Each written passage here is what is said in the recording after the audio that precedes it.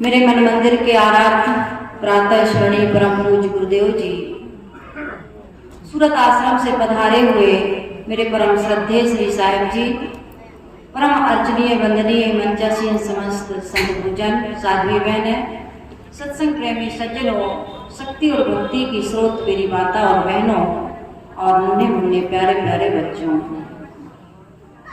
बहुत देर से हम सभी लोग कल्याणकारी विचारों से लाभ ले रहे थे। मंच संचालक जी का एक बहुत बड़ा प्रॉब्लम है, समस्या है, समय का अभाव। जो संचालन करता है वो जानता है कितनी समस्या आती है, कितने अच्छे से संचालन करे, लेकिन लोग उसकी शिकायत करते हैं। मैं भी जब भी प्रयागराज जाती हूँ, अक्सर साध्वियों का वहां पर एक दिन का सुबह के सत्र में कार्यक्रम होता है, तो मुझे भी ऐसा कई बार संयोग होता है कि संचालन करना पड़ता है साध्वियों का जो प्रोग्राम होता है उसमें, और मैं यही प्रयास करती हूँ कि संचालन मुझे ना करना पड़े। इसमें क्या साहिब जी कह रहे थे अभी कि समय का ध्यान रखिए। देखिए, संचालन जब हम करते हैं तो समय का कितना ध्यान रखते हैं, और प्रवक्ताओं को भी बड़ा समय का ध्यान रखना पड़ता है। डर लगा रहता है कि समय कम या ज्यादा ना हो, कम होगा तब भी सुनने को मिलेगा, अरे इतने दूर से बुलाए थे, इतना खर्च किए थे, साध्वी जी ने कम बोला, संत ने कम बोला, और यदि ज्यादा बोले तो यमराज की तरह संचालक बैठा रहता है, चाहे हम हो चाहे साहिब जी हो, कोई भी हो सुनने को मिलता है। भक्तों का मन होता है अधिक से अधिक सुने, संचालक की अपनी मजबूरी होती है। ये तो माइक और मंच का समय है, हमारे जीवन का भी एक समय है, इसको हम घटा और बढ़ा नहीं सकते। इस मंच के समय को तो हम घटा और बढ़ा सकते हैं, लेकिन जीवन के समय को हम घटा और बढ़ा नहीं सकते। इसलिए कबीर साहब जी हमें सावधान करते हैं, कहते हैं काल खड़ा सिर ऊपर ते जाग बिराने भी, जागा घर में गैल में सोकस सोवे निश्चिंत, कल काटी कालू भुना जतन जतन गुण खाए, काया मध्य काल बसत है मर्म न काहू पाए। सतगुरु कबीर साहब जी कहते हैं काल तुम्हारे सिर पर खड़ा है। काय के लिए खड़ा है? कोई व्यक्ति आए हमारे घर पर और कहे भैया जल्दी करो, तो हम कहते थोड़ा बैठ तो लो, वो कहता नहीं बैठने का समय नहीं है। कोई ऐसा व्यक्ति आए खड़े खड़े आपको ले जाए, अच्छा नहीं लगता। हम यही कहते हैं थोड़ा बैठ तो लो। कबीर साहब जी कहते हैं काल कभी बैठता नहीं, काल खड़ा है। और खड़ा कहना तो ये भी एक बड़ी धीरज की बात हो गई, काल कभी रुकता नहीं, और खड़ा कैसे होगा। लेकिन सतगुरु कबीर साहब जी कहते हैं काल खड़ा सिर ऊपर, सिर के ऊपर खड़ा है। जैसे कोई कहता है आप तो हमारे सिर पर खड़े हो गए, काल भी हमारे सिर पर खड़ा है। काय के लिए खड़ा है? ले जाने के लिए। हम सब यहाँ जितने भी लोग आए हैं, हम सबको यहाँ से एक न एक दिन जाना है, पक्का है, इसमें कोई दो राय की बात नहीं है। हमारी डोली सजे या ना सजे, हमारी अर्थी सजेगी, और जिस दिन अर्थी सजेगी उस दिन का समा, उस दिन का वातावरण, उस दिन की फिजा कुछ अलग ही होगी। एक भजन है, अरे थी तेरी जिस दिन दुनिया से विदा होगी, कुछ अलग समा होगा, कुछ अलग फिजा होगी, कुछ अलग समा होगा, कुछ अलग फिजा होगी। अरे थी तेरी जिस दिन दुनिया से विदा होगी, क्या होगा उस दिन? मैं इस चीज पर फोकस करूं, इस बात का हमें ध्यान रखना चाहिए। जिस दिन हमारी अर्थी उठेगी उस दिन कोई हमारा साथी साथ जाने वाला नहीं होगा। मैं ये कहना चाहती हूँ, लोगों की बड़ी समस्या है। यहाँ जितने लोग बैठे हैं 99% लोग घर गृहस्थी वाले, बाल बच्चे वाले, जमीन मकान दुकान वाले हैं। जितने लोग सत्संग में आए हैं सबका विवाह 99% लोगों का विवाह हो चुका है। सबकी घर गृहस्थी बाल बच्चे सब कुछ है बढ़िया से। अभी साधना साहब कह ही रही थी, हम गीजर और कंबल छोड़ करके आए हैं, घर की सुविधाएं छोड़ करके आए हैं। मैंने यहाँ देखा लोगों से, मैं मिली आज, बताया दूर दूर से आए हैं। क्यों आए हैं? सुख और शांति की तलाश में। एक सेठ जी जिनका ये रिसोर्ट है, हम लोग अभी उनसे मिलने गए थे। इतना सुंदर विचार लगे उनके, इतने मार्मिक विचार। शायद एक संत के पास भी, जो वेशधारी संत है, वास्तव में संत की डिग्री को प्राप्त नहीं हुए हैं, जो वहां तक नहीं पहुंचे हैं, वो भी नहीं ऐसे विचार रख सकता।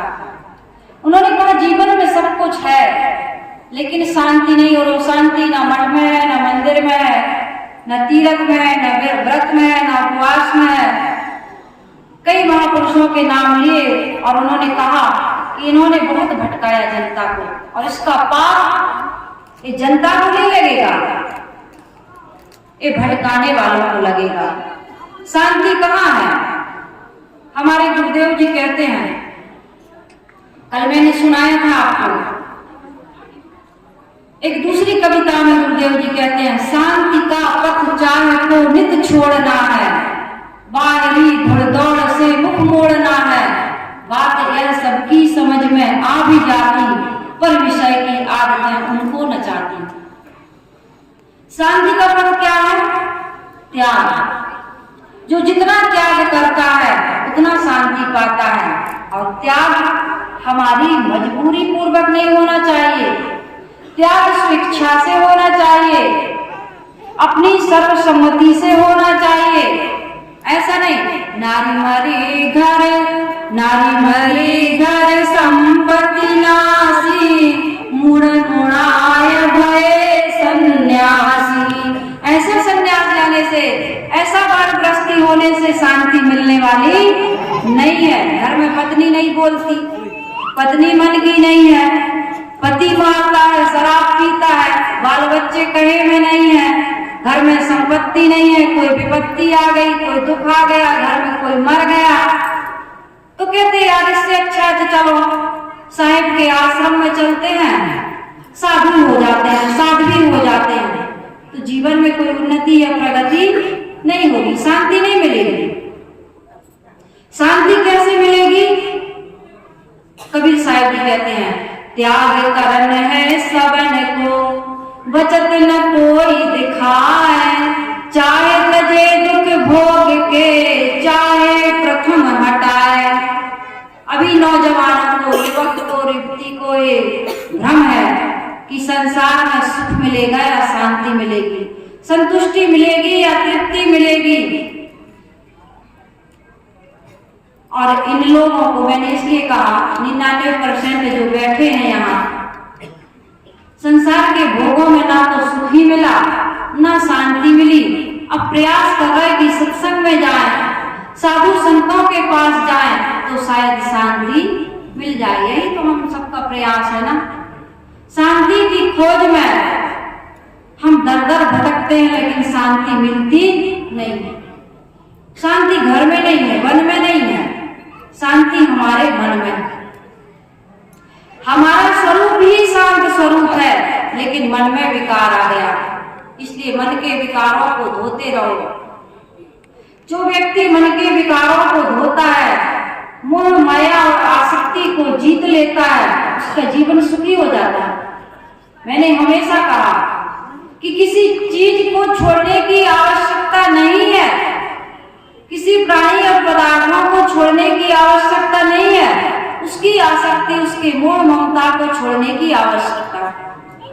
आप घर में रहते हैं, बाल बच्चे पैदा करते हैं, मकान बनाते हैं, दुकान डालते हैं, खेती बिजनेस व्यापार करते हैं। क्यों? क्योंकि उसकी जरूरत है। हम सब सामाजिक प्राणी हैं। अकेला रहना बहुत मुश्किल है, इसलिए साधु भी समाज में रहता है, उनका भी मंदिर होता है, आश्रम होता है, उनके पास भी सुविधाओं के साधन होते हैं। कोई प्रश्न कर सकता है। कबीर साहिब जी से किसी ने पूछा हो कि भाई संतों के पास भी, गृहस्थ के पास जो सुविधा नहीं होती संतों के पास होता है, ऐसा भी देखा जाता है। ऐसे भी साधु संत होते हैं। आप देखते होंगे बड़े बड़े भागवतकार, कथाकार, बड़े बड़े मंडलाधीश, उनके पास तो जन बल, धन बल, शासन का भी बल होता है, बहुत बड़ा बल होता है। तो फिर त्यागने के लिए जो कहा जाता है, क्या झूठ है? कबीर साहब बहुत सुंदर बात कहते हैं। साहब कहते हैं संसार में ऐसे रहना चाहिए, संत ऐसे ही रहते हैं, और जो ऐसे रहते हैं वही असली संत है, वही असली साधु है, वही असली साधक है, जो अपने आप को साध लेते हैं। कैसे साध लेते हैं? कैसे रहना चाहिए? घर में, परिवार में, पत्नी के, बच्चों के बीच में, मठ मंदिर और आश्रम में। कबीर साहब ने कहा, कमल पत्र है संत जन, रहे जगत के माय, बालक के रिधाय जो आपन मानत नाय। कैसे रहना चाहिए हम सबको? कमल के पत्ते के समान। पानी और कीचड़ से खुराक लेकर के भी कमल पानी और कीचड़ में लिपायमान नहीं होता। धनी घरानों में नौकरानी होती है, वो बच्चे का लालन पालन करती है, दूध पिलाती है, उपटन करती है, गोद में लेती है, लेकिन अपना नहीं मानती। यहाँ कौन हमारा? कोई किसी का नहीं है, लेकिन जीवन निर्वाह के लिए एक दूसरे के साथ रहना पड़ता है। अभी वर्तमान के एक बहुत बड़े भागवत करता, उनकी पत्नी भी है, 2 बच्चियां, एक बच्चा भी है। इतने सुंदर उनकी पत्नी से जब किसी ब्रॉडकास्ट में पूछा गया, चैनल वाले उनसे मिलने गए, तो उन्होंने कहा कि मैं पति को परमेश्वर मानती हूँ, और जब मैं उनको प्रणाम करती हूँ तो वो मुझे प्रणाम करते हैं। बताइए, बड़ी अद्भुत बात है। पति पत्नी के पैर छूता है, ये बहुत अद्भुत बात है। क्यों छूता है? ये पैर छूने की बात नहीं है। इतने बड़े भागवत करता वो पत्नी के पैर छूते, कहती तुम मेरी इस गृहस्थी की ब्रह्मा हो ब्रह्मा, क्योंकि मेरे संतान को जन्म देने वाली, संस्कार देने वाली, इस घर परिवार को चलाने वाली, मेरी माता पिता की सेवा करने वाली, अतिथि का सत्कार करने वाली, तुम ही मेरे इस घर की ब्रह्मा हो। तुम ही इस गृहस्थी को, बच्चों को संस्कार देकर लालन पालन करने वाली विष्णु हो। तुम ही हमारे घर की अला बला को दूर करने वाली, बच्चों के कुसंस्कारों को दूर करने वाली महादेव हो। इस प्रकार से पति पत्नी का यदि आदर करने लगे और पत्नी पति का आदर करने लगे, पति कमा कर के लाता है 300 रुपया, 3000 रुपया, 30,000 रुपया, 3 लाख रुपये का दिन कमाता है। लेकिन यदि पत्नी बच्चों को अच्छे संस्कार दे रही है, माता पिता की सेवा कर रही है, घर का मैनेजमेंट कर रही है, तो पति से कम नहीं है। इसलिए पति को सोचना चाहिए कि घर गृहस्थी और परिवार को चलाने में जो सहभागिता ये पत्नी कर रही है, देवियां कर रही हैं, मातृशक्ति कर रही है, ये किसी से कम नहीं है। इस प्रकार घर में क्या होता है, मैं सच्ची घटना बताऊं। कई साल हो गए, वो लोग ध्यान शिविर में भी जाते हैं, वार्षिक अधिवेशन में भी प्रयागराज जाते हैं, और मैं भी उनके घर 2-4 बार गई हूँ। बूढ़े हो गए पति पत्नी, इतना स्ट्रेस में, इतने तनाव में, सत्संगी हो, मुझे बड़ा दुख होता है। इसलिए मैं चर्चा कर रही हूँ कि पति देव बड़े तनाव में थे, कह रहे थे कि मैं आप आत्महत्या कर लूंगा, मुझे आत्महत्या के विचार आते हैं। किस लिए? पत्नी के कारण। और पत्नी को मैं जहां तक समझती हूँ कि देवी का दर्जा यदि दे दे तो कोई बुरी बात नहीं है। उनकी पत्नी देवी स्वरूपा, लेकिन पतिदेव को इतनी शिकायत कि कई बार मुझे विचार आता है कि मैं आत्महत्या कर लूं इस पत्नी के कारण। ये कितनी बड़ी समस्या है। जिनके साथ हम रहते हैं और सत्संग करते हैं, ध्यान शिविर में जाते हैं, 7-7 दिन वहां मौन रहते हैं, ध्यान अटेंड करते हैं, सदग्रंथों का अध्ययन करते हैं, संतों को बुलाते हैं, संतों के आश्रम में जाते हैं, केवल प्रयागराज नहीं और जगह भी। और वो व्यक्ति कह रहा है कि हम आत्महत्या करने के विचार आते हैं पत्नी के कारण से।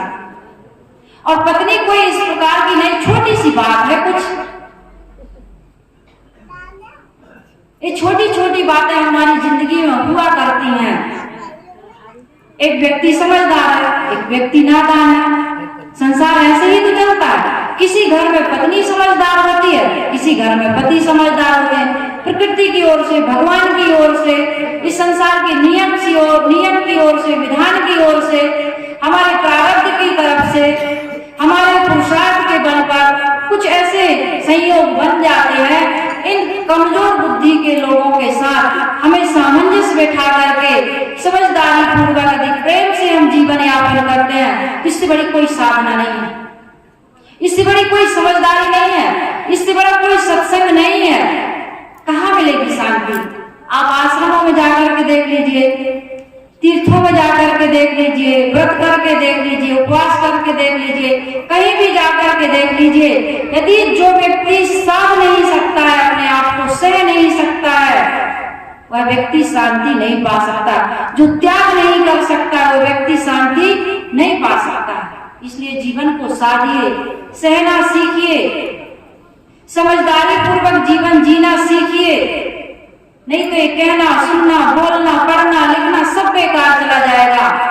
प्रेम देना सिखाता है, प्रेम सहना सिखाता है।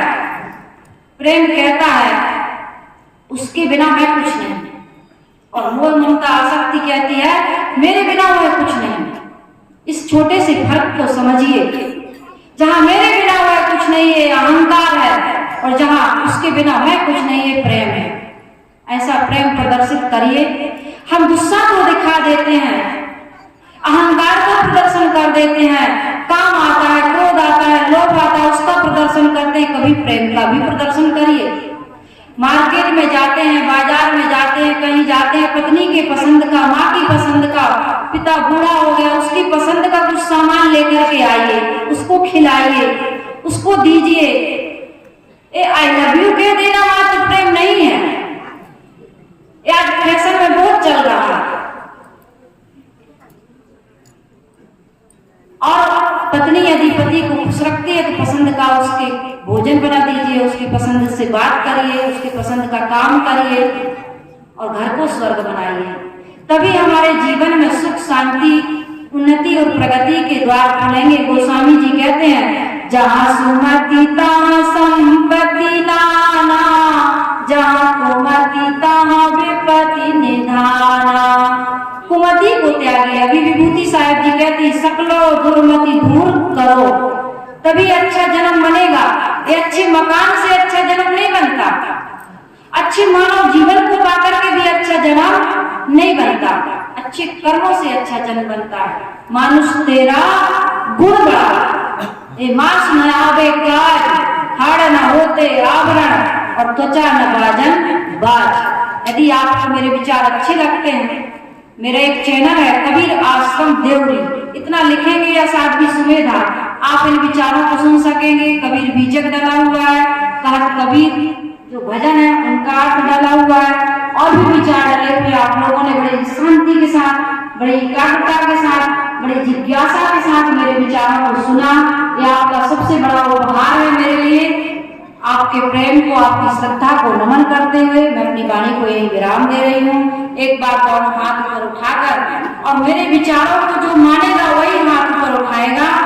हाथ ऊपर उठा करके इस सत्संग के प्रति समर्पित होकर एक बार जोर से जयकार लगाएं। बोलिए सद्गुरु कबीर साहिब की, संत समाज की, भक्त समाज बंदगी